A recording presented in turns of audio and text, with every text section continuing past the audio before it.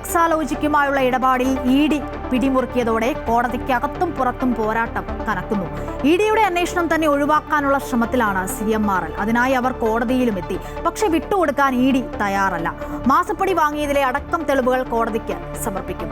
മാസപ്പടി രാജ്യത്തിന് പുറത്തേക്ക് ഒഴുക്കിയോ വ്യക്തത വരേണ്ടതുണ്ട്. ഇനി അറിയേണ്ടത് മാസപ്പടിയിൽ പിണറായിയുടെ മകൾ വീണ വീഴുമോ, ഇഡി വീഴ്ത്തുമോ എന്നാണ്. ടോപ് 10ലേക്ക് എല്ലാ പ്രിയപ്പെട്ട പ്രേക്ഷകർക്കും സ്വാഗതം. ആദ്യം നോക്കാം ഇന്നത്തെ 10 പ്രധാനപ്പെട്ട വാർത്തകൾ.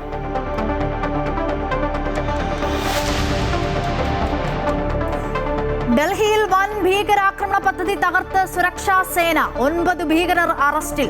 ആയുധങ്ങളും സ്ഫോടക വസ്തുക്കളും പിടികൂടി. തന്ത്രപ്രധാന മേഖലകൾ ആക്രമിക്കാൻ പദ്ധതിയിട്ടിരുന്നതായി പോലീസ്.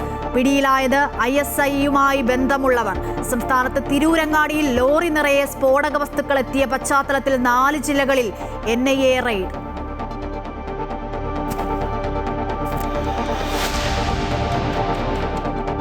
മാസപ്പടി കേസിൽ അന്വേഷണം തടയണമെന്ന CMRL ഹർജിയെ ശക്തമായി നേരിടാൻ ഇഡി. തെളിവുകൾ മുദ്രവെച്ച കവറിൽ കോടതിയിൽ ഹാജരാക്കും. മാസപ്പടിയായി ലഭിച്ച പണം വിദേശ അക്കൗണ്ടുകളിലേക്ക് കൈമാറിയെന്ന് ഷോൺ ജോർജ് ഇഡിക്ക് കത്ത് നൽകി. ഇഡി ഉദ്യോഗസ്ഥരെ ആക്രമിച്ച കേസിൽ ആദ്യം പിടിയിലായ 5 പ്രതികളുടെ ജാമ്യാപേക്ഷ തള്ളി. കേസ് ഗൗരവമുള്ളതെന്ന് തിരുവനന്തപുരം ജുഡീഷ്യൽ 1ാം ക്ലാസ് മജിസ്ട്രേറ്റ് കോടതി. ഇന്ന് 6 പേർ കൂടി കസ്റ്റഡിയിൽ.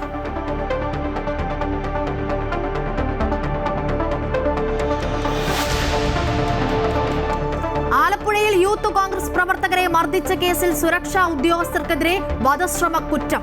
പുതിയ വകുപ്പുകൾ ചേർത്ത റിപ്പോർട്ട് മജിസ്ട്രേറ്റ് കോടതിയിൽ സമർപ്പിച്ച SI റാങ്ക് ലിസ്റ്റിൽ നിന്നും അതിവേഗ നിയമനത്തിന് ഉത്തരവ് നൽകി ആഭ്യന്തരമന്ത്രി രമേശ് ചെന്നിത്തല. നടപടി ജൂൺ 9 പട്ടികയുടെ കാലാവധി അവസാനിക്കാനിരിക്കെ.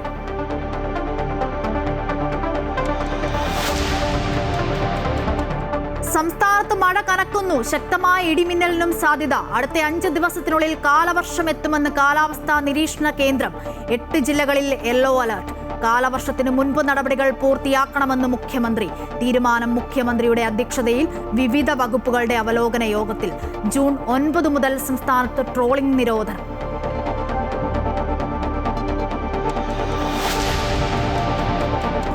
ശബരിമല സ്വർണ്ണക്കൊള്ളയിൽ നിർണായക ശാസ്ത്രീയ റിപ്പോർട്ട് SITക്ക്. കട്ടിളപ്പാളികൾ മാറ്റിയിട്ടില്ലെന്നും തട്ടിയെടുത്തത് പൊതിഞ്ഞ സ്വർണമെന്നും ജംഷഡ്പൂർ ലാബിന്റെ പരിശോധനാ ഫലം കൈമാറി. കുറ്റപത്രം തയ്യാറാക്കി SIT.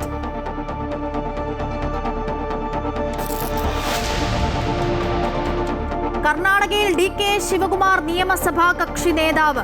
മുഖ്യമന്ത്രിയായി ബുധനാഴ്ച സത്യപ്രതിജ്ഞ ചെയ്യും. ചടങ്ങ് ലോക്ഭവനിൽ നടത്താൻ തീരുമാനം. സത്യപ്രതിജ്ഞ ചെയ്യുന്നവരിൽ G പരമേശ്വരയും KJ ജോർജും ഉൾപ്പെടെ 9 പേർ. സിദ്ധരാമയ്യെ കോർ കമ്മിറ്റി ചെയർമാനാക്കും.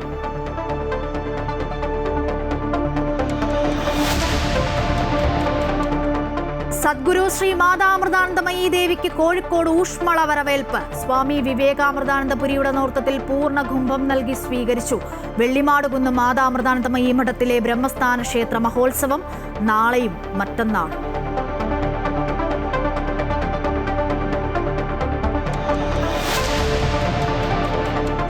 ഏഷ്യൻ ഗെയിംസിൽ പങ്കെടുക്കാമെന്ന ഗുസ്തി താരം വിനേഷ് ഫോഗട്ടിന്റെ മോഹങ്ങൾക്ക് തിരിച്ചടി. യോഗ്യതാ മത്സരത്തിൽ വിനേഷിന് തോൽവി. സെമിയിൽ മീനാക്ഷിയോട് പരാജയപ്പെട്ടത് 6-4. പരാതിയുമായി വിനേഷ് ഫോഗട്ട്. സിസ്റ്റം എല്ലാം തനിക്കെതിരെ നിന്നുവെന്ന് വിമർശനം. IPL ഫൈനൽ നാളെ. Gujarat Titans Bengaluru royal Challengers പോരാട്ടം. മത്സരം അഹമ്മദാബാദിൽ.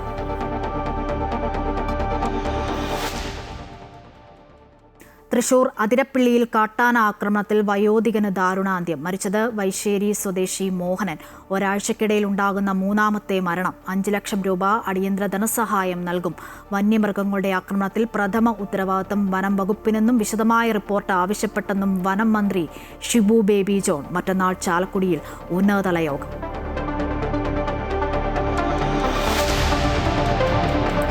Story of the day. ഈ കുടുംബത്തിനായി താങ്ങാകാം, തണലാകാം. ഡൽഹിയിൽ വൻ ഭീകരാക്രമണ പദ്ധതി തകർത്ത് സുരക്ഷാ സേന. ആണവ കേന്ദ്രങ്ങളടക്കം രാജ്യത്തെ തന്ത്രപ്രധാന മേഖലകൾ ആക്രമിക്കാൻ ആസൂത്രണം ചെയ്ത 9 ഭീകരരെ ഡൽഹി പോലീസ് പിടികൂടി. തോക്കും സ്ഫോടക വസ്തുക്കളും പിടിച്ചെടുത്തു. ഡൽഹിയിൽ ഭീകരാക്രമണത്തിന് സാധ്യതയെന്ന IB റിപ്പോർട്ടിന്റെ അടിസ്ഥാനത്തിൽ പരിശോധന ശക്തമാക്കിയിരുന്നു. പാകിസ്ഥാൻ ചാരസംഘടന ISIയുമായും ഭീകരൻ ദാവൂദ് ഇബ്രാഹിമുമായും ബന്ധമുള്ള 9 ഭീകരരെയാണ് ഡൽഹി പോലീസിന്റെ സ്പെഷ്യൽ സെൽ അറസ്റ്റ് ചെയ്തത്. ഇവരിൽ നിന്ന് വൻ ആയുധശേഖരവും പിടിച്ചെടുത്തു. ആണവ കേന്ദ്രങ്ങൾ, വിമാനത്താവളങ്ങൾ, റെയിൽവേ സ്റ്റേഷൻ തുടങ്ങി രാജ്യത്തെ തന്ത്രപ്രധാന മേഖലകളിൽ ഭീകരാക്രമണം നടത്താനായിരുന്നു ഇവരുടെ പദ്ധതി. സുരക്ഷാ ഉദ്യോഗസ്ഥർക്ക് നേരെയും ആക്രമണത്തിന് ആസൂത്രണം ചെയ്തിരുന്നു. ഡൽഹി, മുംബൈ, പഞ്ചാബ് സ്വദേശികളും വിദേശികളും ഉൾപ്പെടെയുള്ളവരാണ് പിടിയിലായതെന്നും ഇവരെ കൂടുതൽ ചോദ്യം ചെയ്തു വരികയാണെന്നും ഉന്നത ഉദ്യോഗസ്ഥർ അറിയിച്ചു. അറസ്റ്റിലായവരുടെ പണമിടപാടും സമൂഹ മാധ്യമങ്ങളിലെ അക്കൗണ്ടും പരിശോധിച്ചതിലൂടെ ഭീകരബന്ധം വ്യക്തമായിട്ടുണ്ട്. രാജ്യതലസ്ഥാനത്ത് ഭീകരാക്രമണം നടത്താൻ പാകിസ്ഥാൻ ഭീകര സംഘടനകൾ ഗൂഢാലോചന നടത്തിയതായി നേരത്തെ രഹസ്യാന്വേഷണ വിഭാഗം റിപ്പോർട്ട് നൽകിയിരുന്നു. ഇതിന്റെ അടിസ്ഥാനത്തിൽ നടത്തിയ പരിശോധനയിലാണ് ഭീകരർ പിടിയിലായത്. അമൃത ന്യൂസ്, ന്യൂഡൽഹി. വടക്കൻ കേരളത്തിൽ ദേശീയ അന്വേഷണ ഏജൻസിയുടെ വ്യാപക പരിശോധന. മലപ്പുറം ചെമ്മാട്ടിൽ വൻതോതിൽ സ്ഫോടക വസ്തുക്കൾ പിടികൂടി. കേസ് NIA ഏറ്റെടുത്തതിന് പിന്നാലെയാണ് മലപ്പുറം, കോഴിക്കോട്, കാസർഗോഡ്, കണ്ണൂർ ജില്ലകളിൽ ഒരേ സമയം റെയ്ഡ് നടത്തിയത്. മലപ്പുറം ജില്ലയിലെ തിരൂരങ്ങാടിയിലും വണ്ടൂരിലും കാസർഗോഡ് ചിറ്റാരിക്കലിലുമാണ് പ്രധാനമായും പരിശോധന നടന്നത്. കാസർഗോഡ് നടത്തിയ റെയ്ഡിൽ ഉഗ്ര സ്ഫോടക ശേഷിയുള്ള ജെലാറ്റിൻ സ്റ്റിക്കുകൾ NIA പിടിച്ചെടുത്തു. മലബാറിലെ 4 ജില്ലകളിലെ വിവിധ സ്ഥലങ്ങളിൽ ഇന്ന് പുലർച്ചെയാണ് NIA സംഘം ഒരേ സമയം പരിശോധന നടത്തിയത്. ഫെബ്രുവരി 7 മലപ്പുറം ചെമ്മാട്ടിൽ ഉള്ളിച്ചാക്കുകൾക്കിടയിൽ ഒളിപ്പിച്ചു കടത്തിയ വൻ സ്ഫോടക വസ്തു ശേഖരം പിടികൂടിയ കേസിലാണ് കേന്ദ്ര ഏജൻസിയുടെ നിർണായക നീക്കം. മലപ്പുറം ജില്ലയിൽ 2 ഇടങ്ങളിലാണ് പരിശോധന നടന്നത്. തിരൂരങ്ങാടി ചെമ്മാട്ടിലെ ഹോളോബ്രിക്സ് സ്ഥാപനത്തിലും ലോറി ഉടമയുടെ വണ്ടൂരിലെ പുതിയത്തുകുന്നിലെ ഭാര്യ വീട്ടിലുമാണ് ഉദ്യോഗസ്ഥർ പരിശോധന നടത്തിയത്. കർണാടകയിലെ ബീജാപൂരിൽ നിന്നാണ് സ്ഫോടക വസ്തുക്കൾ കേരളത്തിലേക്ക് എത്തിയതെന്ന് ലോക്കൽ പോലീസ് നേരത്തെ കണ്ടെത്തിയിരുന്നു. കാസർഗോഡ് ചിറ്റാരിക്കൽ കടുമേനിയിലും NIA സംഘം പരിശോധന നടത്തി. ഇവിടെ നടത്തിയ തെരച്ചിലിൽ കടുമേനി സ്വദേശി ജോർജിന്റെ വീട്ടിൽ നിന്ന് ഉഗ്രശേഷിയുള്ള ജെലാറ്റിൻ സ്റ്റിക്കുകൾ NIA സംഘം കണ്ടെടുത്തു. ഇവ ഉദ്യോഗസ്ഥർ കസ്റ്റഡിയിൽ എടുത്തിട്ടുണ്ട്. കോഴിക്കോട് ജില്ലയിലെ ചില കേന്ദ്രങ്ങളിലും പരിശോധനകൾ നടന്നു. ഫെബ്രുവരിയിൽ ചെമ്മാട്ടു നിന്ന് 90,000 ജെലാറ്റിൻ സ്റ്റിക്കുകളും 10,000-ലധികം ഡിറ്റനേറ്ററുകളുമാണ് പിടികൂടിയിരുന്നത്. കേസിൽ ഒരു സ്ത്രീ ഉൾപ്പെടെ 7 പേരെ പോലീസ് അറസ്റ്റ് ചെയ്തിരുന്നു. അനധികൃത കോറി ആവശ്യങ്ങൾക്കാണ് ഇവ കൊണ്ടുവന്നതെന്നാണ് പ്രാഥമിക നിഗമനമെങ്കിലും ഇത്രയും ഭീമമായ അളവിൽ സ്ഫോടക വസ്തുക്കൾ അതിർത്തി കടന്ന് എത്തിയതിനു പിന്നിൽ അട്ടിമറി നീക്കങ്ങളോ സംഘടിത കുറ്റകൃത്യങ്ങളോ ഉണ്ടോ എന്നാണ് ദേശീയ അന്വേഷണ ഏജൻസി പരിശോധിക്കുന്നത്. പിടിച്ചെടുത്ത ഡിജിറ്റൽ രേഖകളും ഫോണുകളും വരും ദിവസങ്ങളിൽ കൂടുതൽ ശാസ്ത്രീയ പരിശോധനയ്ക്ക് വിധേയമാക്കും. അമൃത ന്യൂസ്, മലപ്പുറം. ഭൂട്ടാൻ വാഹനക്കടത്ത് കേസിലെ മുഖ്യ സൂത്രധാരൻ വിശ്വദീപ് ദാസിന്റെ കൂട്ടാളി പിടിയിൽ. ജയ്പൂർ സ്വദേശി യഷിനെയാണ് കൊച്ചി കസ്റ്റംസ് പ്രിവന്റീവ് വിഭാഗം പിടികൂടിയത്. ഭൂട്ടാനിൽ എത്തി വാഹനങ്ങൾ കണ്ട് കരാർ ഉറപ്പിക്കുന്നത് യഷാണെന്നാണ് കസ്റ്റംസിന്റെ കണ്ടെത്തൽ. ഭൂട്ടാൻ വാഹനക്കടത്ത് കേസിലെ മുഖ്യ സൂത്രധാരൻ വിശ്വദീപ് ദാസിന്റെ മൊഴിയുടെ അടിസ്ഥാനത്തിൽ നടത്തിയ അന്വേഷണത്തിലാണ് ഇയാളുടെ കൂട്ടാളിയായ ജയ്പൂർ സ്വദേശി യഷ് പിടിയിലായത്. ജയ്പൂരിലെത്തിയാണ് കൊച്ചി കസ്റ്റംസ് പ്രിവന്റീവ് വിഭാഗം യഷിനെ പിടികൂടിയത്. ഭൂട്ടാനിലെത്തി വാഹനങ്ങൾ കണ്ട് കരാർ ഉറപ്പിക്കുന്നത് യഷാണെന്നാണ് കസ്റ്റംസ് കണ്ടെത്തൽ. ഈ വാഹനങ്ങൾ ഇയാൾ ഡൽഹിയിലേക്കും രാജസ്ഥാനിലേക്കുമാണ് എത്തിച്ചിരുന്നത്. ഇവിടെ നിന്ന് കേരളത്തിലേക്കും കാറുകൾ കടത്തിയെന്നും കസ്റ്റംസ് കണ്ടെത്തിയിട്ടുണ്ട്. പിടിയിലായ യഷിനെ കോടതിയിൽ ഹാജരാക്കി റിമാൻഡ് ചെയ്തു. കേസിൽ വിശ്വദീപ് ദാസ്, അസമിലെ ബോംഗേഗാവ് സ്വദേശിയും മോട്ടോർ വാഹന വകുപ്പിലെ DTOയുമായ ദീപക് പട്ടോവാരി, അസം സ്വദേശികളായ അയൂബ് അലി, റിങ്കുവെന്ന MD മുസ്തഫ, ജലാൽ മണ്ഡൽ എന്നിവർ നേരത്തെ അറസ്റ്റിലായിരുന്നു. വിവിധ സംസ്ഥാനങ്ങളിലായി വാഹനക്കടത്തിൽ പങ്കാളികളായ നിരവധി പേരുടെ വിവരങ്ങൾ വിശ്വദീപ് വെളിപ്പെടുത്തിയിരുന്നു. ഇവരിൽ ചിലരാണ് കസ്റ്റംസ് പ്രിവന്റീവ് വിഭാഗത്തിന്റെ വലയിലായത്. നികുതി വെട്ടിപ്പിലൂടെ 500ഓളം വാഹനങ്ങളായിരുന്നു കടത്തിയത്. SSB, Bengal customs preventive unit, Shillong customs എന്നിവയുടെ സഹായത്തോടെയായിരുന്നു കസ്റ്റംസ് പ്രിവന്റീവ് വിഭാഗത്തിന്റെ അന്വേഷണം. അമൃത ന്യൂസ്, കൊച്ചി.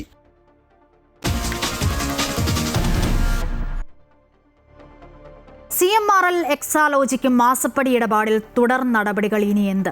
കഴിഞ്ഞ ദിവസം സംസ്ഥാനത്ത് 12 ഇടങ്ങളിൽ പരിശോധന നടന്നിരുന്നു.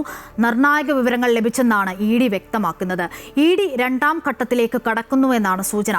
മാസപ്പടി കേസിൽ അന്വേഷണം തടയണമെന്നാവശ്യപ്പെട്ടുള്ള CMRL ഹർജിയെ ശക്തമായി നേരിടാൻ ഒരുങ്ങുകയാണ് ED. തെളിവുകൾ മുദ്രവെച്ച കവറിൽ കോടതിയിൽ ഹാജരാക്കും. കേസ് പരിഗണിക്കുമ്പോൾ EDക്ക് വേണ്ടി അഡീഷണൽ സോളിസിറ്റർ ജനറൽ ഹാജരാകും. അതേസമയം സുപ്രീം കോടതിയിലെ മുതിർന്ന അഭിഭാഷകരെ എത്തിക്കാനാണ് CMRLന്റെ നീക്കം. CMRL നൽകിയ ഹർജി കോടതി പരിഗണിക്കുമ്പോൾ ശക്തമായി നേരിടാനാണ് EDയുടെ നീക്കം. ഇതിനായുള്ള മുന്നൊരുക്കങ്ങൾ ED ആരംഭിച്ചു. റെയ്ഡിനിടെ പിടിച്ചെടുത്ത ഡിജിറ്റൽ തെളിവുകളുടെ അടക്കം പരിശോധന ഉടൻ പൂർത്തിയാക്കാനും ED ശ്രമിക്കുന്നുണ്ട്. CMRL എക്സാലോജിക് സാമ്പത്തിക ഇടപാടിൽ മരവിപ്പിച്ച വീണയുടെ ലോക്കർ തുറന്നു പരിശോധിക്കാനും ED ഒരുങ്ങുകയാണ്. HDFC ബാങ്കിലെ ലോക്കറാണ് പരിശോധിക്കുക. പരിശോധനകൾക്ക് ശേഷം വീണയെ ചോദ്യം ചെയ്യുന്നതിനായി ഉടൻ സമൻസ് അയക്കും. ED അന്വേഷണം തടയണമെന്നാവശ്യപ്പെട്ട് CMRL നൽകിയ അപ്പീൽ തിങ്കളാഴ്ച പരിഗണിക്കും. അപ്പീലിൽ അന്തിമ വിധി വരും വരെ തുടർ നടപടികൾ വിലക്കണമെന്നാണ് ആവശ്യം. അന്തിമ ഉത്തരവുണ്ടാവുന്നതുവരെ പരിശോധന, ചോദ്യം ചെയ്യലടക്കമുള്ള നടപടികൾ നിർത്തിവെക്കണമെന്നും ഇതിനായി ഇടക്കാല ഉത്തരവ് പുറപ്പെടുവിക്കണമെന്നും അപ്പീലിൽ ആവശ്യപ്പെടുന്നുണ്ട്. സുപ്രീം കോടതിയിലെ മുതിർന്ന അഭിഭാഷകരെ രംഗത്തിറക്കി ED അന്വേഷണത്തെ തടയാനാണ് CMRL നീക്കം. അമൃത ന്യൂസ്, കൊച്ചി. റെയ്ഡിനെത്തിയ ED ഉദ്യോഗസ്ഥരെ ആക്രമിച്ച കേസിൽ CPM പ്രവർത്തകരുടെ ജാമ്യാപേക്ഷ തള്ളി കോടതി. 5 CPM പ്രവർത്തകരുടെ ജാമ്യാപേക്ഷയാണ് തിരുവനന്തപുരം മജിസ്ട്രേറ്റ് കോടതി തള്ളിയത്. കേസ് അപൂർവമായ സംഭവമാണെന്നാണ് കോടതിയുടെ വിലയിരുത്തൽ. എന്നാൽ കേസിൽ ഇന്ന് 6 പേർ കൂടി അറസ്റ്റിലായിട്ടുണ്ട്. എക്സാലോജിക് കേസിൽ വീണ വിജയന്റെ വീട്ടിൽ റെയ്ഡ് നടത്തിയ ED ഉദ്യോഗസ്ഥരെ CPM പ്രവർത്തകർ ആക്രമിച്ച കേസിലാണ് 5 പേരുടെ ജാമ്യാപേക്ഷ കോടതി തള്ളിയത്. കേസ് പരിഗണിച്ച തിരുവനന്തപുരം മജിസ്ട്രേറ്റ് കോടതിയാണ് കേസ് അപൂർവമായ സംഭവമാണെന്നും പ്രതികൾ ചെയ്ത കാര്യങ്ങൾ ജനങ്ങൾ മാധ്യമങ്ങളിലൂടെ കണ്ടതാണെന്നും പറഞ്ഞത്. യാദൃശ്ചികമായി ഉണ്ടായ സംഭവമല്ല ഇതെന്നും ഭരണകൂടത്തിനെതിരായ ആക്രമണമാണെന്നും വിലയിരുത്തിയാണ് കോടതി ജാമ്യാപേക്ഷ തള്ളിയത്. ഉദ്യോഗസ്ഥർക്കുണ്ടായ മാനസിക സംഘർഷം പരിശോധിക്കണം. പ്രകോപനമില്ലാതെയാണ് ആക്രമണം നടന്നത്. കരുതിക്കൂട്ടിയുള്ള ആക്രമണമാണ് നടന്നതെന്നും കോടതി വിലയിരുത്തി. കേസിലെ 1 മുതൽ 5 വരെ പ്രതികളായ നിതിൻ രാജ്, മനോജ്, ജീവൻ, ശ്രീജിത്ത്, ഷഹീൻ എന്നിവരുടെ ജാമ്യാപേക്ഷയാണ് കോടതി തള്ളിയത്. വധശ്രമം, കൃത്യനിർവഹണം തടസ്സപ്പെടുത്തൽ എന്നിവ കൂടാതെ പൊതുമുതൽ നശിപ്പിച്ചതിനെതിരായ വകുപ്പുമാണ് ഇവർക്കെതിരെ ചുമത്തിയിട്ടുള്ളത്. കേസിൽ 6 പേരെ കൂടി പോലീസ് അറസ്റ്റ് ചെയ്തതോടെ പിടിയിലായവരുടെ എണ്ണം 25ആയി. അമൃത ന്യൂസ്, തിരുവനന്തപുരം. മാസപ്പടി കേസിൽ ഉൾപ്പെട്ട പണം വിദേശ അക്കൗണ്ടുകളിലേക്ക് മാറ്റിയെന്ന ഗുരുതര ആരോപണവുമായി BJP നേതാവ് ഷോൺ ജോർജ്. ഇത് സംബന്ധിച്ച് എൻഫോഴ്സ്മെന്റ് ഡയറക്ടറേറ്റിന് ഷോൺ ജോർജ് ഔദ്യോഗികമായി കത്ത് നൽകി. വിദേശ അക്കൗണ്ടുകളെ കേന്ദ്രീകരിച്ച് വിശദമായ അന്വേഷണം നടത്തണമെന്നാണ് കത്തിലെ ആവശ്യം. CMRL ഇടപാടിലൂടെ എക്സാലോജിക് സൊല്യൂഷൻസ് എന്ന കമ്പനിക്ക് ലഭിച്ച പണം UAE-യിലെ മീഡിയ സിറ്റിയിൽ പ്രവർത്തിക്കുന്ന അബുദാബി കൊമേഴ്സ്യൽ ബാങ്കിലെ അക്കൗണ്ടിലേക്ക് മാറ്റിയെന്നാണ് ഷോൺ ജോർജിന്റെ ആരോപണം. 2016-2019 കാലത്ത് വീണ ടിയും മുൻ ഭർത്താവ് സുനീഷും ചേർന്നാണ് അക്കൗണ്ട് കൈകാര്യം ചെയ്തത്. പിണറായി വിജയനും വീണയുമായി ബന്ധപ്പെട്ട ആരോപണ വിധേയമായ കനേഡിയൻ കമ്പനിയായ SNC Lavalin, Price Water Coopers എന്നിവയിൽ നിന്നും ദുബായ് ബാങ്കിലേക്ക് ഇടപാട് നടന്നിട്ടുണ്ട്. ഇവയിൽ നിന്നും US-ലെ ബാങ്കുകളിലേക്ക് പണം എത്തിയതായും കത്തിൽ ഷോൺ ജോർജ് ആരോപിക്കുന്നു.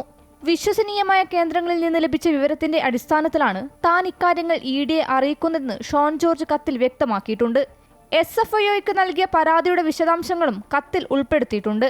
2024 മെയ് 27-ന് ഇക്കാര്യങ്ങൾ വിശദമാക്കിക്കൊണ്ട് Shone George serious fraud investigation ഓഫീസിനും പരാതി നൽകിയിരുന്നു. അമൃത ന്യൂസ്, കോട്ടയം.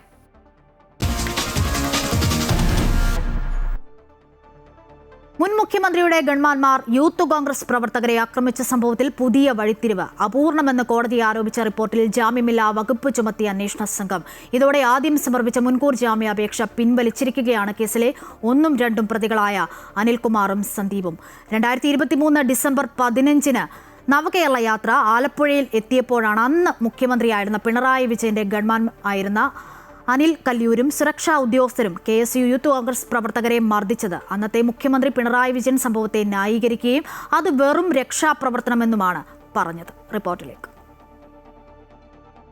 അനിൽകുമാറും സന്ദീപും മുൻപ് സമർപ്പിച്ച മുൻകൂർ ജാമ്യാപേക്ഷ പരിഗണിക്കവെയാണ് റിപ്പോർട്ടിലെ ഗുരുതരമായ വീഴ്ചകൾ കോടതി ചൂണ്ടിക്കാട്ടിയത്. ജാമ്യം ആവശ്യപ്പെട്ട് പ്രതികൾ അപേക്ഷ നൽകിയ കേസിൽ സമർപ്പിച്ച റിപ്പോർട്ടിൽ ജാമ്യം ലഭിക്കുന്ന വകുപ്പുകൾ മാത്രമായിരുന്നു അന്വേഷണ സംഘം ഉൾപ്പെടുത്തിയിരുന്നത് എന്നായിരുന്നു കോടതിയുടെ ആക്ഷേപം. അന്വേഷണ ഉദ്യോഗസ്ഥൻ കോടതിയിൽ ഹാജരാകാതിരുന്നതിനും കോടതിയുടെ രൂക്ഷ വിമർശനമുണ്ടായിരുന്നു. മുൻകൂർ ജാമ്യാപേക്ഷ പരിഗണിക്കണമെങ്കിൽ കേസിൽ ജാമ്യമില്ലാ വകുപ്പ് ഉണ്ടാകേണ്ടതില്ലേ എന്നായിരുന്നു കേസിൽ ജുഡീഷ്യൽ ഫസ്റ്റ് ക്ലാസ് മജിസ്ട്രേറ്റ് കോടതിയുടെ ചോദ്യം. കോടതിക്ക് ഒരു വിദൂര സാധ്യത പോലും ഇല്ലാത്ത റിപ്പോർട്ട് ഒരു റിപ്പോർട്ടാണോ എന്നും കോടതി കുറ്റപ്പെടുത്തിയിരുന്നു. ഈ സാഹചര്യത്തിലാണ് കേസന്വേഷണ ചുമതലയുള്ള ക്രൈംബ്രാഞ്ച് DYSP ബിജു പൗലോസ് ഇന്ന് കോടതിയിൽ നേരിട്ട് ഹാജരായി പുതിയ റിപ്പോർട്ട് സമർപ്പിച്ചത്. നരഹത്യാ ശ്രമമാണ് നിലവിൽ പുതുതായി കൂട്ടിച്ചേർത്തിരിക്കുന്ന വകുപ്പ്. ഇത് ജാമ്യമില്ലാ വകുപ്പാണെന്നിരിക്കെ കോടതി ഉന്നയിച്ച ആക്ഷേപങ്ങൾക്ക് കൂടി ഉത്തരമാവുകയാണ്. നേരത്തെ കേസിൽ പ്രതികളായ 3 പേർ കൂടി മുൻകൂർ ജാമ്യാപേക്ഷ നൽകിയിരുന്നു. പുതിയ വകുപ്പുകൾ കൂട്ടിച്ചേർത്ത സാഹചര്യത്തിൽ മുഖ്യപ്രതികളായ അനിൽകുമാർ, സന്ദീപ് എന്നിവർ ആദ്യം നൽകിയ മുൻകൂർ ജാമ്യാപേക്ഷ പിൻവലിച്ചിട്ടുണ്ട്. കേസിൽ കോടതി ഇനി എന്ത് നിലപാട് സ്വീകരിക്കുമെന്നാണ് കണ്ടറിയേണ്ടത്. അമൃത ന്യൂസ്, ആലപ്പുഴ. PSC ഉദ്യോഗാർത്ഥികൾക്ക് ആശ്വാസം. അടുത്ത മാസം 9 കാലാവധി അവസാനിക്കാൻ പോകുന്ന റാങ്ക് പട്ടികയിൽ നിന്നും 43 പേർക്ക് അതിവേഗത്തിൽ നിയമനം. സബ് ഇൻസ്പെക്ടർ റാങ്ക് പട്ടികയിൽ നിന്നുമാണ് 43 പേർക്ക് നിയമനം നൽകാൻ ആഭ്യന്തരമന്ത്രി ഉത്തരവിട്ടത്. ഉദ്യോഗാർത്ഥികളുടെ പരാതിയുടെ അടിസ്ഥാനത്തിലാണ് ആഭ്യന്തരമന്ത്രിയുടെ ഇടപെടൽ. കാലാവധി തീരാൻ ദിവസങ്ങൾ മാത്രം ബാക്കിയുള്ളപ്പോഴാണ് റാങ്ക് പട്ടികയിലുള്ള 43 ഉദ്യോഗാർത്ഥികളുടെ രക്ഷകനായി ആഭ്യന്തരമന്ത്രി എത്തുന്നത്. 2025 ജൂൺ 9 PSC നടത്തിയ സബ് ഇൻസ്പെക്ടർ പരീക്ഷയുടെ റാങ്ക് പട്ടിക പ്രസിദ്ധീകരിച്ചിരുന്നത്. ഇതിന്റെ കാലാവധി അടുത്ത മാസം 9 അവസാനിക്കും. PSC റാങ്ക് പട്ടികകളുടെ കാലാവധി സർക്കാർ നീട്ടിയെങ്കിലും ആ ഉത്തരവ് ഇവർക്ക് ബാധകമല്ലാതെ വന്നിരുന്നു. ഇതോടെ ഉദ്യോഗാർത്ഥികളുടെ ജോലി നഷ്ടപ്പെടുമെന്ന സ്ഥിതി വന്നു.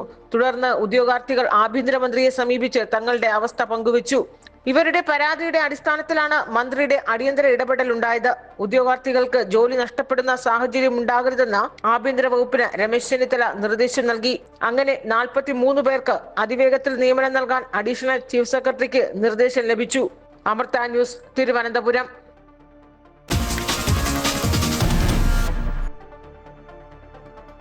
സംസ്ഥാനത്ത് മഴ കനക്കുന്നു. 8 ജില്ലകളിൽ യെല്ലോ അലർട്ടാണ്. അടുത്ത 5 ദിവസത്തിനുള്ളിൽ കാലവർഷം ആരംഭിക്കും. ജൂൺ 9 മുതൽ സംസ്ഥാനത്ത് ട്രോളിംഗ് നിരോധനം ഏർപ്പെടുത്തി. സംസ്ഥാനത്ത് അതിശക്തമായ മഴ തുടരുകയാണ്. തിരുവനന്തപുരം ജില്ലയിൽ ഇന്ന് ഓറഞ്ച് അലർട്ട് പ്രഖ്യാപിച്ചു. ഒറ്റപ്പെട്ടയിടങ്ങളിൽ ഇടിമിന്നലിനും മണിക്കൂറിൽ 50 കിലോമീറ്റർ വരെ വേഗതയിൽ വീശിയടിച്ചേക്കാവുന്ന ശക്തമായ കാറ്റിനും സാധ്യതയുണ്ടെന്നാണ് മുന്നറിയിപ്പ്. രാവിലെ മുതൽ തുടങ്ങിയ മഴയിൽ കിഴക്കേക്കോട്ട, ബേക്കറി ജംഗ്ഷൻ എന്നിവിടങ്ങളിൽ വലിയ വെള്ളക്കെട്ട് രൂപപ്പെട്ടു. ഇതേ തുടർന്ന് വലിയ ഗതാഗത കുരുക്കുമുണ്ടായി. തിരുവനന്തപുരം സെൻട്രലിനും നേമത്തിനും ഇടയിൽ റെയിൽവേ ട്രാക്കിൽ മണ്ണിടിഞ്ഞു. പ്രദേശത്ത് ഇന്ന് രാവിലെ മുതൽ കനത്ത മഴയുണ്ടായിരുന്നു. ഇതിനെ തുടർന്നാണ് ട്രാക്കിലേക്ക് മണ്ണിടിഞ്ഞു വീണത്. ഇതോടെ ട്രെയിൻ ഗതാഗതം ഭാഗികമായി തടസ്സപ്പെട്ടു. കൊല്ലം, പത്തനംതിട്ട, ആലപ്പുഴ, കോട്ടയം, എറണാകുളം, മലപ്പുറം, കോഴിക്കോട് എന്നീ ജില്ലകളിൽ യെല്ലോ അലർട്ടാണ് പ്രഖ്യാപിച്ചിരിക്കുന്നത്. ജൂൺ 9 അർദ്ധരാത്രി മുതൽ ജൂലൈ 31 അർദ്ധരാത്രി വരെ 52 ദിവസത്തേക്ക് സംസ്ഥാനത്ത് ട്രോളിംഗ് നിരോധനം ഏർപ്പെടുത്താനാണ് സർക്കാർ തീരുമാനം. മത്സ്യസമ്പത്ത് സംരക്ഷിക്കുകയും ശാസ്ത്രീയ മത്സ്യബന്ധനം ഉറപ്പാക്കുകയും ചെയ്യുന്നതിനായാണ് ട്രോളിംഗ് നിരോധനമെന്ന് ഫിഷറീസ് വകുപ്പ് അറിയിച്ചു. അമൃത ന്യൂസ്, കൊച്ചി. സംസ്ഥാനത്ത് മഴ ശക്തമാകുന്ന പശ്ചാത്തലത്തിൽ മുഖ്യമന്ത്രിയുടെ അധ്യക്ഷതയിൽ മുന്നൊരുക്കങ്ങൾ വിലയിരുത്തി ഉന്നതതല യോഗം. ഡാമുകളുടെ സുരക്ഷ ഉറപ്പാക്കാനും പകർച്ചവ്യാധികൾ തടയാനും സ്കൂൾ കെട്ടിടങ്ങളും പരിസരവും അപകടരഹിതമെന്ന് ഉറപ്പാക്കാനും മുഖ്യമന്ത്രി നിർദ്ദേശം നൽകിയിട്ടുണ്ട്. കാലാവസ്ഥാ നിരീക്ഷണ കേന്ദ്രമായും കേന്ദ്ര ഏജൻസികളുമായും ആശയവിനിമയം ഏകോപിപ്പിക്കണമെന്നും മുഖ്യമന്ത്രി നിർദ്ദേശിച്ചു. അപ്രതീക്ഷിത കാലാവസ്ഥാ വ്യതിയാനങ്ങളും മണ്ണിടിച്ചുൾപ്പെടെയുള്ള ദുരന്ത സാധ്യതകളും മുന്നിൽ കണ്ട് എല്ലാ വകുപ്പുകളും മുൻകരുതലുകൾ അടിയന്തരമായി പൂർത്തിയാക്കണമെന്ന് മുഖ്യമന്ത്രി നിർദ്ദേശിച്ചു. സംസ്ഥാന ദുരന്ത നിവാരണ അതോറിറ്റി പ്രസിദ്ധീകരിച്ച ഓറഞ്ച് ബുക്കിലെ നിർദ്ദേശങ്ങൾ കൃത്യമായി പാലിക്കണം. കാലാവസ്ഥാ പ്രവചനങ്ങൾ കൂടുതൽ ശാസ്ത്രീയമാക്കുന്നതിനായി കേന്ദ്ര ഏജൻസികളുമായും കാലാവസ്ഥാ നിരീക്ഷണ സംവിധാനങ്ങളുമായും ഏകോപനം ശക്തമാക്കണമെന്നും മുഖ്യമന്ത്രി പറഞ്ഞു. ഡാമുകളുടെ സുരക്ഷ, മഴയുടെ ലഭ്യത, നീരൊഴുക്ക് എന്നിവ ശാസ്ത്രീയമായി നിരീക്ഷിക്കണം. അണക്കെട്ടുകളിലെ ജലനിരപ്പ് റൂൾ കർവിന് മുകളിൽ എത്തുന്നില്ല എന്ന് ഉറപ്പാക്കണം. ഉരുൾപൊട്ടൽ സാധ്യതയുള്ള മേഖലകളിലെ കുടുംബങ്ങളുടെയും അതിഥി തൊഴിലാളികളുടെയും വിവരശേഖരണം നടത്തി മുന്നറിയിപ്പുകൾ സമയബന്ധിതമായി ഒരുക്കണമെന്നും മുഖ്യമന്ത്രി നിർദ്ദേശിച്ചു. തദ്ദേശ സ്ഥാപനങ്ങൾ മഴക്കാലപൂർവ്വ ശുചീകരണം അടിയന്തരമായി പൂർത്തിയാക്കണം. ദുരിതാശ്വാസ ക്യാമ്പുകളായി ഉപയോഗിക്കുന്ന കെട്ടിടങ്ങളിൽ ശുചിമുറി, വൈദ്യുതി, ലൈറ്റ്, ഫാൻ, അടുക്കള എന്നിവ ഉൾപ്പെടെയുള്ള അടിസ്ഥാന സൗകര്യങ്ങൾ ഉറപ്പാക്കണമെന്നും മുഖ്യമന്ത്രി നിർദ്ദേശിച്ചു. റോഡുകളിലെ കുഴികൾ അടയ്ക്കുകയും അപകട സാധ്യതയുള്ള സ്ഥലങ്ങളിൽ മുന്നറിയിപ്പ് ബോർഡുകൾ സ്ഥാപിക്കുകയും വേണം. സ്കൂളുകളുടെ സുരക്ഷ പരിശോധിച്ച് ചുറ്റുമതിൽ, മേൽക്കൂര, സമീപത്തെ മരങ്ങൾ എന്നിവ അപകടാവസ്ഥയിലല്ലെന്ന് ഉറപ്പാക്കണമെന്നും നിർദ്ദേശിച്ചു. ആരോഗ്യമേഖലയിൽ ആവശ്യമായ മരുന്നുകളുടെ ലഭ്യതയും ഉറപ്പാക്കണം. ആഭ്യന്തരമന്ത്രി, ആരോഗ്യമന്ത്രി, റവന്യൂ മന്ത്രി, ചീഫ് സെക്രട്ടറി, വകുപ്പ് സെക്രട്ടറിമാർ, ജില്ലാ കളക്ടർമാർ, ദേശീയ ദുരന്ത നിവാരണ അതോറിറ്റി ഉൾപ്പെടെയുള്ളവർ യോഗത്തിൽ പങ്കെടുത്തു. അമൃത ന്യൂസ്, തിരുവനന്തപുരം. കാലവർഷം മുൻപിൽ കണ്ടുള്ള മുന്നൊരുക്കങ്ങൾ വേഗത്തിലാക്കിയിരിക്കുകയാണ് കൊച്ചി കോർപ്പറേഷൻ. ഓടകളും കാനകളും ഒരു പരിധിവരെ ഇതിനോടകം വൃത്തിയാക്കി കഴിഞ്ഞു. അപകടകരമായ മരങ്ങളും ശിഖരങ്ങളും ഉടൻ മുറിച്ചു മാറ്റുമെന്ന് മേയർ VK മിനിമോൾ അമൃത ന്യൂസിനോട് പ്രതികരിച്ചു. മഴ ഏറെ ദുരിതം വിതയ്ക്കുന്ന നഗരമാണ് കൊച്ചി. എല്ലാ മഴക്കാലത്തും നഗരപ്രദേശങ്ങൾ ഉൾപ്പെടെ വലിയ രീതിയിൽ വെള്ളം കയറും. ഇത്തവണ അത് പരിഹരിക്കാനുള്ള തീവ്ര ശ്രമത്തിലാണ് കൊച്ചി കോർപ്പറേഷൻ. കഴിഞ്ഞ തവണ വലിയ നാശനഷ്ടമുണ്ടാക്കിയ മേഖലകളിൽ പ്രത്യേക ശ്രദ്ധ പുലർത്തുന്നുണ്ടെന്ന് മേയർ VK മിനിമോൾ അമൃത ന്യൂസിനോട് പറഞ്ഞു. വലിയ കനാലുകളുടെ വെടപ്പള്ളിത്തോട്, ചങ്ങാടംപോക്ക്, തേവര പേരണ്ടൂർ, മാന്ത്ര കനാൽ തുടങ്ങിയ കനാലുകളുടെ വർക്കിലാണ് ചെറിയൊരു വിഷയം നമുക്ക് വന്നത്. അത് ഇലക്ഷനുമായി ബന്ധപ്പെട്ടുള്ള ഡിക്ലറേഷൻ വന്നതിന് ശേഷം അതിൻ്റെ വർക്ക് ഓർഡർ കൊടുക്കുന്നതിൽ ചെറിയൊരു ഡിലേ വന്നിരുന്നു. അത് യാഥാർത്ഥ്യമാണ്. പക്ഷേ നമ്മൾ ഇലക്ഷൻ്റെ കോഡ് ഓഫ് കോണ്ടക്റ്റ് കഴിഞ്ഞ ഉടനെ തന്നെ അതിൻ്റെ വർക്കുകൾ ആരംഭിച്ചിട്ടുള്ളതാണ്. ഇതിലെനിക്ക് എല്ലാവരോടും അഭ്യർത്ഥിക്കാനുള്ള ഒറ്റ കാര്യമുള്ളൂ. കോർപ്പറേഷൻ കോടിക്കണക്കിന് രൂപയാണ് ഇതുമായി ബന്ധപ്പെട്ട് വർക്കുകളുടെ ക്ലീനിങ്ങുമായി ബന്ധപ്പെട്ടൊക്കെ നമ്മൾ എല്ലാ വർഷവും ചിലവഴിക്കുന്നത്. പക്ഷേ പലപ്പോഴും അതിൻ്റെ പരിപൂർണമായ ഒരു ഫലം കോർപ്പറേഷന് കിട്ടുന്നുണ്ടോ എന്ന് ചോദിച്ചാൽ പലപ്പോഴും ഇല്ല എന്ന് തന്നെയാണ് യാഥാർത്ഥ്യം. ചെളി കോരി മാറ്റി നീക്കം ചെയ്യുന്നതിനുള്ള കൺവെയൻസ് ഉൾപ്പെടെയാണ് ടെൻഡർ ചെയ്തിട്ടുള്ളത്. അപ്പോൾ അത്തരം കാര്യങ്ങളിലൊക്കെ എല്ലാവരുടെയും ഒരു സഹകരണം ഉണ്ടായാൽ തീർച്ചയായും ഒരു പരിധിവരെ വെള്ളക്കെട്ടിൽ നിന്ന് നമുക്ക് ഇപ്രാവശ്യം കൊച്ചിയെ രക്ഷിക്കാൻ സാധിക്കുമെന്നാണ് ഞങ്ങൾ കരുതുന്നത്. മഴക്കാലപൂർവ്വ ശുചീകരണവുമായി ബന്ധപ്പെട്ട ഓരോ ഡിവിഷനിലും പ്രവർത്തനങ്ങൾ കോർപ്പറേഷൻ വിലയിരുത്തിയിട്ടുണ്ട്. പ്രവർത്തനങ്ങളുടെ പുരോഗതി വിലയിരുത്തി റിപ്പോർട്ട് നൽകാനും നിർദ്ദേശമുണ്ട്. അപകട ഭീഷണി ഉയർത്തുന്ന മരച്ചില്ലകളും വെള്ളക്കെട്ടുകളും ഒഴിവാക്കുന്നതിന് കർശന നിർദ്ദേശം നൽകിയിട്ടുണ്ട്. വലിയ മരങ്ങളുടെ കമ്പുകൾ വീണുണ്ടാവുന്ന അപകട സാധ്യതയൊക്കെ മഴക്കാലത്ത് ഉണ്ടാവുന്നത് സാധാരണയായ ഒരു കാര്യമാണ്. അത് ഒഴിവാക്കുന്നതിന് വേണ്ടിയിട്ട് ഓരോ ഡിവിഷനിലെയും 76 ഡിവിഷനിലെയും സാനിറ്റേഷൻ അക്കൗണ്ടിലേക്ക് നമ്മൾ 50,000 രൂപ വെച്ച് അത്തരം അപകടാവസ്ഥ തരണം ചെയ്യുന്നതിന് വേണ്ടിയിട്ട് പെട്ടെന്ന് തന്നെ ആക്ഷൻ എടുക്കുന്നതിന് വേണ്ടിയിട്ടുള്ള ഒരു തുക കൈമാറിയിട്ടുണ്ട്. അടിയന്തര കാര്യങ്ങളുണ്ടാകുമ്പോൾ ആ തുക ഉപയോഗിച്ച് പ്രവർത്തികൾ ചെയ്യണമെന്നാണ് പറഞ്ഞിട്ടുള്ളത്. ആരോഗ്യവകുപ്പ് ഉദ്യോഗസ്ഥരെയും എഞ്ചിനീയറിംഗ് വിഭാഗം ഉദ്യോഗസ്ഥരെയും ഉൾപ്പെടുത്തി സ്ക്വാഡിന് രൂപം നൽകിയിട്ടുണ്ട്. ഈ സ്ക്വാഡായിരിക്കും കാലവർഷ സമയത്ത് നഗരത്തിലെ പ്രവർത്തനങ്ങൾ ഏകോപിപ്പിക്കുക. അടിയന്തര സാഹചര്യങ്ങൾ നേരിടാൻ കൺട്രോൾ റൂമും പ്രവർത്തനം ആരംഭിച്ചിട്ടുണ്ട്. അമൃത ന്യൂസ്, കൊച്ചി. ശബരിമല സ്വർണ്ണക്കൊള്ള കേസിൽ നിർണായക വിവരം. കട്ടിളപ്പാളികൾ മാറ്റിയിട്ടില്ലെന്ന അന്തിമ ശാസ്ത്രീയ റിപ്പോർട്ട് SITക്ക് ലഭിച്ചു. പൊതിഞ്ഞ സ്വർണം മാത്രമാണ് മോഷണം പോയത് എന്നാണ് റിപ്പോർട്ടിൽ പറയുന്നത്. ജംഷഡ്പൂരിലെ ലാബിൽ നിന്നുമാണ് ശാസ്ത്രീയ പരിശോധനാ ഫലം ലഭിച്ചിരിക്കുന്നത്. ശബരിമല സ്വർണ്ണക്കൊള്ള കേസുമായി ബന്ധപ്പെട്ട് സുപ്രധാന റിപ്പോർട്ടാണ് SITക്ക് മുന്നിലെത്തി നിൽക്കുന്നത്. സ്വർണം മോഷണം പോയതിൽ വിശദാംശങ്ങൾ തേടിയപ്പോഴാണ് സ്വർണത്തോടൊപ്പം കട്ടിളപ്പാളികൾ തന്നെ മോഷണം പോയിട്ടുണ്ടോ എന്ന സംശയം ഉടലെടുത്തത്. ആദ്യം VSSCയിലാണ് സാമ്പിളുകൾ നൽകിയിരുന്നത്. വ്യക്തത കിട്ടാത്തതിനാൽ ജംഷഡ്പൂരിലെ ലാബിൽ നൽകുകയായിരുന്നു. ദ്വാരപാലക, ശില്പപാളി, കട്ടിളപ്പാളി എന്നിവയിൽ നിന്നാണ് സാമ്പിളുകൾ പരിശോധനയ്ക്ക് അയച്ചത്. അതിന്റെ ശാസ്ത്രീയ പരിശോധനാ ഫലത്തിലാണ് കട്ടിളപ്പാളികൾ ഒന്നും മോഷണം പോയിട്ടില്ല എന്ന് വ്യക്തമാകുന്നത്. ജംഷഡ്പൂരിലെ നാഷണൽ മെറ്റലർജിക്കൽ ലാബിലെ റിപ്പോർട്ട് ലഭിച്ച ശേഷം തുടർ നടപടികൾ സ്വീകരിക്കാമെന്നാണ് SIT കഴിഞ്ഞ ദിവസം ഹൈക്കോടതിയിൽ അറിയിച്ചിരുന്നത്. കുറ്റപത്രം സമർപ്പിക്കുന്നതിലെ തടസ്സം ശാസ്ത്രീയ പരിശോധനാ ഫലം വൈകുന്നതായിരുന്നു. റിപ്പോർട്ട് കിട്ടിയ സാഹചര്യത്തിൽ SIT കുറ്റപത്രം ഉടൻ സമർപ്പിക്കുമെന്നാണ് സൂചന. അമൃത ന്യൂസ്, തിരുവനന്തപുരം.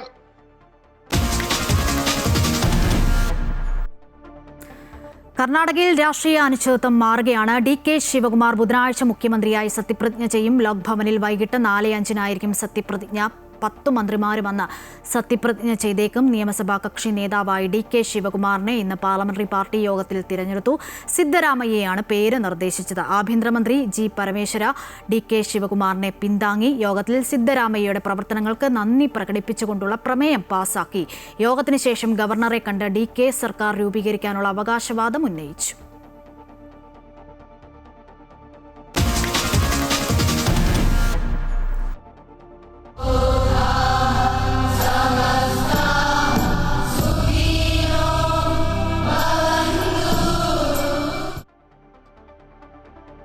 ബ്രഹ്മസ്ഥാന മഹോത്സവത്തിനായി സദ്ഗുരു ശ്രീ മാതാമൃതാനന്ദമയി ദേവി കോഴിക്കോടെത്തി. വെള്ളിമാടുകുന്ന് ബ്രഹ്മസ്ഥാനത്ത് അമ്മയെ പൗരാവലി പൂർണ്ണകുംഭം നൽകി സ്വീകരിച്ചു. നാളെയും മറ്റന്നാളുമായി നടക്കുന്ന മഹോത്സവത്തിൽ പങ്കെടുക്കുന്നതിന് വേണ്ടിയാണ് അമ്മ എത്തിയത്.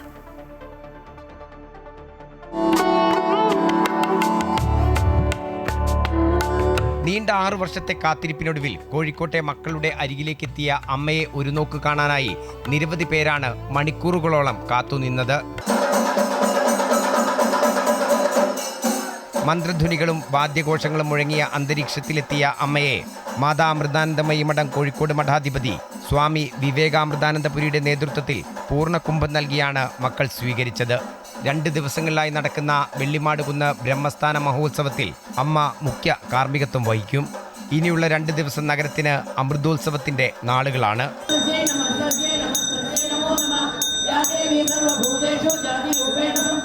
ഇപ്പോൾ 6 കൊല്ലമായിട്ട് എല്ലാവരും കാത്തു നിന്നാണല്ലോ.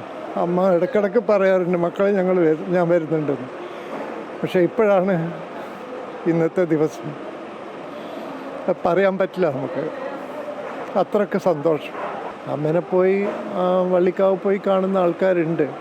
പക്ഷേ അതല്ലാതെ അമ്മ പറയാറുണ്ട് പാവപ്പെട്ട മക്കൾ അവരെ കാണാനാണ് മോനെ അമ്മ വരുന്നത്. അപ്പോൾ ആ ഒരു ഇതിൽ ഇതായി പോയിക്കൊണ്ടിരിക്കുകയാണ് കാര്യങ്ങൾ. അപ്പോൾ അമ്മ ഇങ്ങോട്ട് വരുവാണ് മക്കളെ കാണാൻ വേണ്ടി. മാതാ അമൃതാനന്ദമയി മഠത്തിലെ മുതിർന്ന സന്യാസ ശിഷ്യരും നൂറുകണക്കിന് വരുന്ന ബ്രഹ്മചാരിണിമാരും ആശ്രമ അന്തേവാസികളും അമ്മയോടൊപ്പം എത്തിയിട്ടുണ്ട്. മെയ് 31 രാവിലെ 11 മണിയോടെയാണ് അമ്മ പ്രത്യേകം തയ്യാറാക്കിയ വേദിയിലെത്തുക. തുടർന്ന് വിശിഷ്ട വ്യക്തികൾ അമ്മയെ ഹാരാർപ്പണം ചെയ്യും. പിന്നീട് അമ്മയുടെ നേതൃത്വത്തിൽ ധ്യാനം, സത്സംഗം, ഭജന എന്നിവയും തുടർന്ന് ദർശനവും നടക്കും. അമ്മയെ കാണാനും അനുഗ്രഹം വാങ്ങിക്കാനുമായി എത്തുന്നവർക്കെല്ലാം വേണ്ട സജ്ജീകരണങ്ങളും വെള്ളിമാട് കുന്നാശ്രമത്തിൽ ഒരുക്കിയിട്ടുണ്ട്. അമൃതോത്സവത്തിൽ പങ്കെടുക്കാൻ എത്തുന്നവർക്കെല്ലാം ഭക്ഷണം നൽകാനുള്ള സൗകര്യവും ബ്രഹ്മസ്ഥാന പരിസരത്ത് ഒരുക്കിയിട്ടുണ്ട്. കോഴിക്കോടെത്തിയ അമ്മയെ സ്വീകരിക്കാനായി കാത്തുനിന്ന ഭക്തർക്ക് അമ്മ പ്രസാദവും വിതരണം ചെയ്തു. 2 ദിവസങ്ങളിലായി നടക്കുന്ന ബ്രഹ്മസ്ഥാന ക്ഷേത്ര മഹോത്സവത്തിന് കൊടിയേറുന്നതോടെ കോഴിക്കോട് ഇനി അമൃതപുരിയാകും. അമൃത ന്യൂസ്, കോഴിക്കോട്. ദർശനപുണ്യമായി സദ്ഗുരു ശ്രീ മാതാമൃതാനന്ദമയി ദേവി തലശ്ശേരിയിലെത്തി. മംഗലാപുരത്തു നിന്നും കോഴിക്കോട്ടേക്കുള്ള യാത്രയിലാണ് തലശ്ശേരി അമൃത വിദ്യാലയത്തിൽ അമ്മ സന്ദർശനം നടത്തിയത്. അമ്മയുടെ സന്ദർശനം ഭക്തർക്കും ധന്യമുഹൂർത്തമായി. ഭക്തർക്കമ്മ ദർശനവും നൽകി. മംഗലാപുരത്ത് നിന്ന് കോഴിക്കോട് ബ്രഹ്മസ്ഥാന മഹോത്സവത്തിൽ പങ്കെടുക്കുന്നതിനായുള്ള യാത്രയിലാണ് അമ്മ തലശ്ശേരി അമൃത വിദ്യാലയത്തിൽ എത്തിയത്. ചുറ്റും അണിനിരന്ന കുട്ടികളോട് കുശലം പറഞ്ഞും സ്നേഹം പകർന്നും പൊട്ടിച്ചിരിച്ചും ചുംബനമേകിയും അമ്മ ഭക്തഹൃദയങ്ങളെ ചേർത്തു പിടിച്ചു. അമ്മേ കൊതിയേറുന്നു, അമ്മേ കൊതിയേറുന്നു. പ്രേമമെന്നാൽ ഭക്തിയല്ലേ, ഭക്തിയോ നൽ പ്രേമവും. അമ്മയോടൊപ്പം യാത്രയെ അനുഗമിക്കുന്ന 1500-ലധികം വരുന്ന ശിഷ്യന്മാർക്കും ഭക്തർക്കും ആശ്രമ അന്തേവാസികൾക്കും അമ്മ പ്രസാദം വിതരണം ചെയ്തു. അമ്മയുടെ നേതൃത്വത്തിൽ നടന്ന ഭജന ഹൃദയങ്ങളെ ഭക്തിസാന്ദ്രമാക്കി.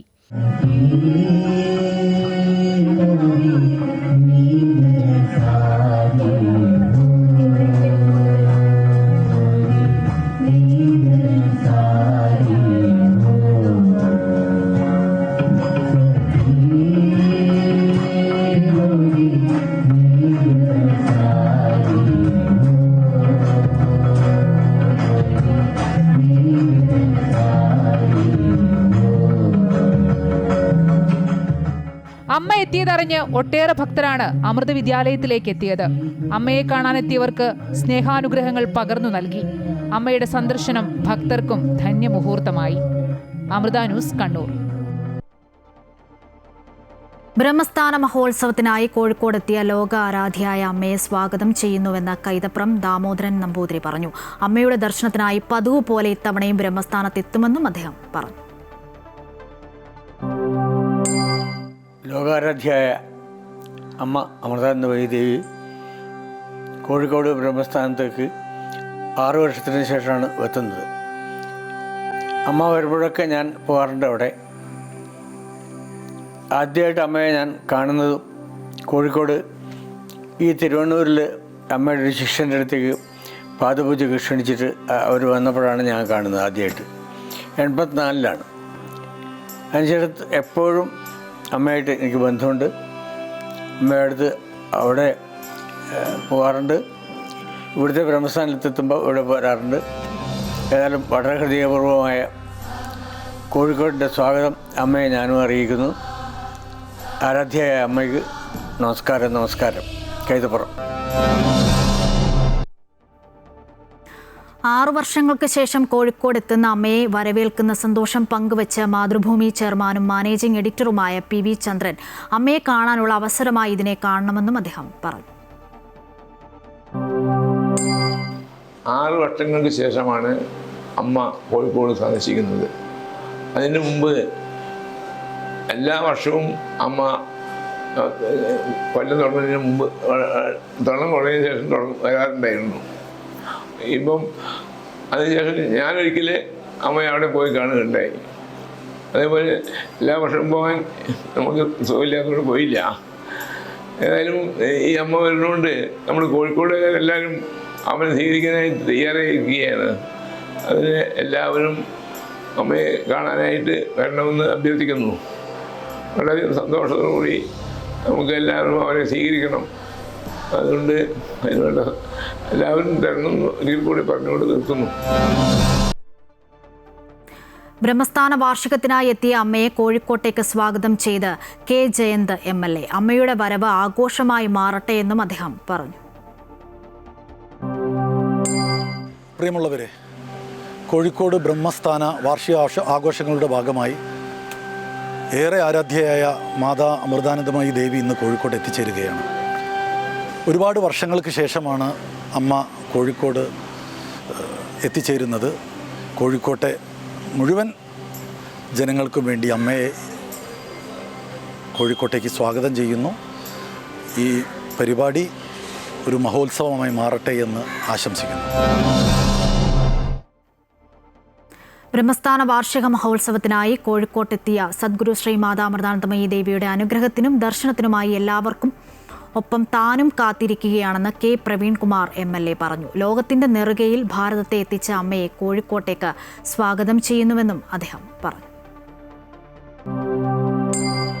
ഈ നാടിൻ്റെ അമ്മ ലോകത്തെ നെറുകയിൽ ഭാരതത്തെ എത്തിച്ച പേരുകേട്ട മഹതിയായ മാതാ അമൃതാനന്ദമയി 6 വർഷത്തിന് ശേഷം വീണ്ടും കോഴിക്കോടെത്തുകയാണ്.